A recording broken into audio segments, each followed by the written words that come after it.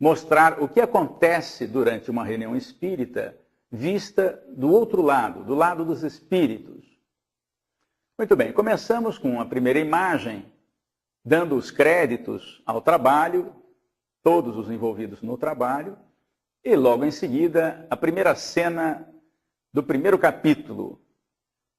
Antônio Carlos Tonini volitando com um companheiro que vai acompanhá-lo até a casa espírita, de uma região que ele conhecia bem. Ele morou nessa cidade, trabalhava noutra casa, era um trabalhador espírita, desencarnou e, do outro lado da vida, quis conhecer o que acontecia durante uma reunião. Já que do lado de cá ele tinha conhecimento, do lado de lá ele queria saber como as coisas funcionavam. Muito bem, costumo brincar que nessa cena em que eles estão volitando, você não deve tentar fazer isso em casa, porque com este corpício ainda não é possível volitar. Já dentro da casa espírita, eles são recebidos por um responsável. Toda casa espírita, todo núcleo, em qualquer organização terrestre, sempre existe um espírito responsável que cuida do bastidor. E a casa espírita não é diferente. Joel é o espírito encarregado dessa direção. Ele recebe Tonini, o cumprimenta e aproveita para apresentar a Tonini Marcos. O espírito que está logo atrás do Joel, à direita, é que ficará responsável por acompanhar Tonini nas suas observações durante a reunião. Logo em seguida, o mesmo Joel reúne todos os trabalhadores, horas antes até da reunião começar aqui na Terra. Todos os trabalhadores se aproximam, vão ao salão principal para a prece e para a sua preparação. Costumo brincar também que nessa reunião de espíritos não tem nenhum anjo com asa. Os espíritos, nada mais, nada menos, são aqueles que saem da Terra e continuam as suas experiências do outro lado. Portanto, há muito trabalhador aqui da Terra que desencarna e continua trabalhando na sua casa de origem, por exemplo. Feita a preparação, começam as observações ainda sem o público ter chegado à casa. Uma das coisas que a que Tonini se refere é que toda instituição tem uma equipe de defesa, uma equipe de segurança. Por que isso? Ora, porque aqui na crosta aglutinam-se muitos espíritos que não têm o ideal do Cristo, estão distantes das lições de Jesus. E, portanto, eles poderiam invadir o ambiente. É preciso ter seguranças para isso. E já no salão principal, o Tonini mostra, numa posição mais alta, como se estivessem numa outra estrutura, e veremos mais adiante como é que isso é feito. Dois responsáveis pela segurança estão dentro do salão, com um dispositivo que permite, eventualmente, se for necessário, sedar com um pequeno raio, que não mata ninguém, mas pode sedar um espírito que esteja presente à reunião, e ainda que tenha sido autorizado, na hipótese dele ter um surto, ele possa simplesmente ser sedado sem causar maiores constrangimentos ao desenrolar da reunião. Então, o Marcos mostra ao Tonini esses dois espíritos que já estão apostos para essa eventualidade, quando os encarnados e os desencarnados forem admitidos ao salão principal. Falamos então de uma primeira equipe, que é a equipe de segurança que a Casa Espírita deve e tem.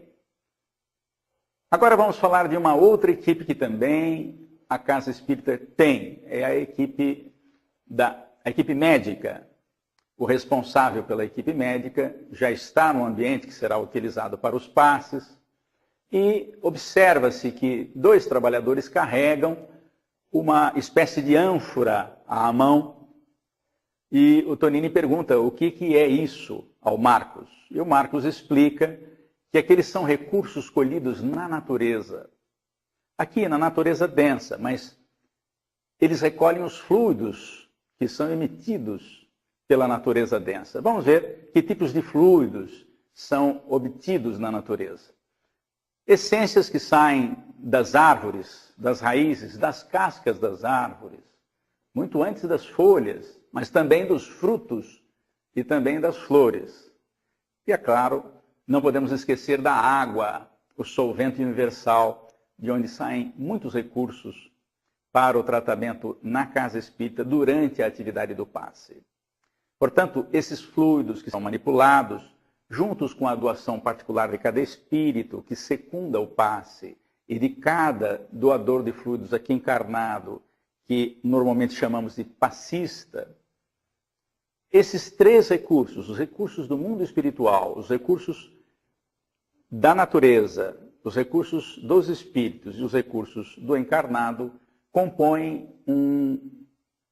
uma trilogia que vai receber um quarto elemento, que são recursos de mais alto. Mas nós falaremos isso mais à frente nessa história. Conhecida a equipe médica, vamos passar a uma equipe que normalmente nós não temos notícia, de que nós não temos notícia usual. Uma equipe que faz o trabalho com equipamentos na casa espírita. A cena que você está vendo agora mostra alguns desses equipamentos. Talvez haja um excesso de equipamentos na cena que você está vendo, mas há intercomunicadores e há outros dispositivos até que nós nem conhecemos. Mas vamos pelo menos mostrar um desses dispositivos e como ele trabalha e como ele funciona, que é esse dispositivo que o Tonini está observando, em primeiro plano. Então, os espíritos estão preparando alguns dispositivos, muitos dos quais nós nem conhecemos, mas este em particular nós vamos detalhar mais à frente. Há uma outra ocorrência nessa cena.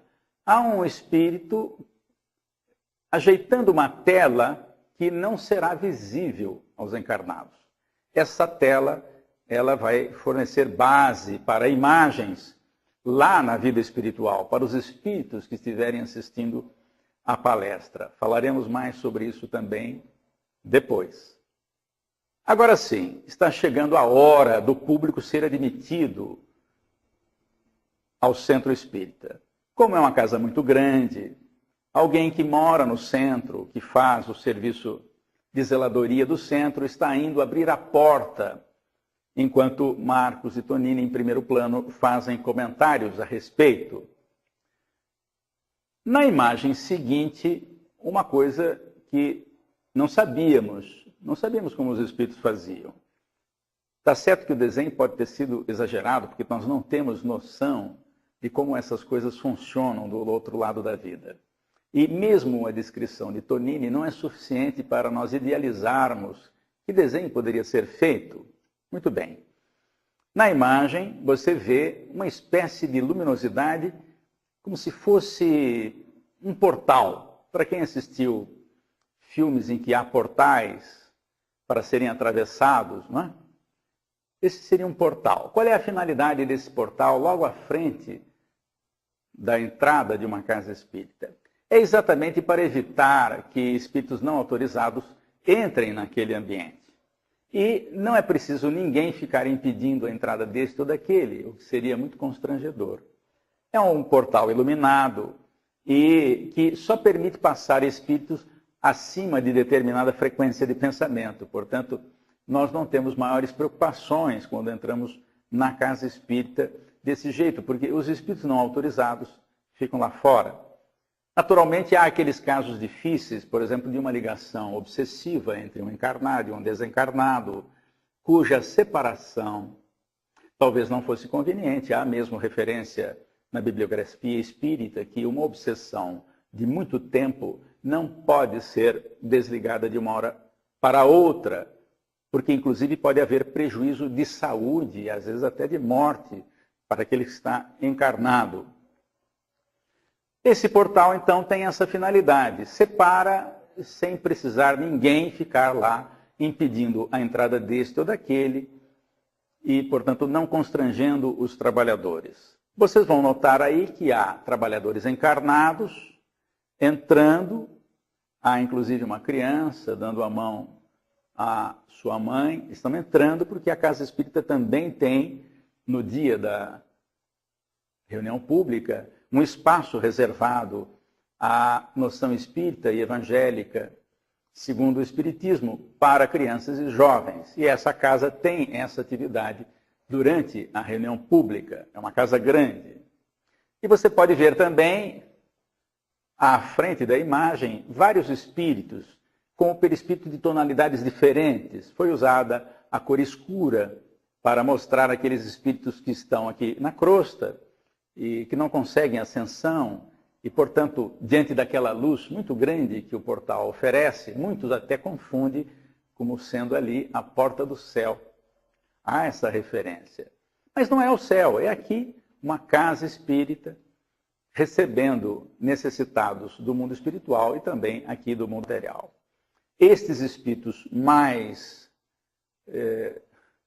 escuros na cena, eles não estão autorizados a entrar, e isso é feito de maneira muito natural.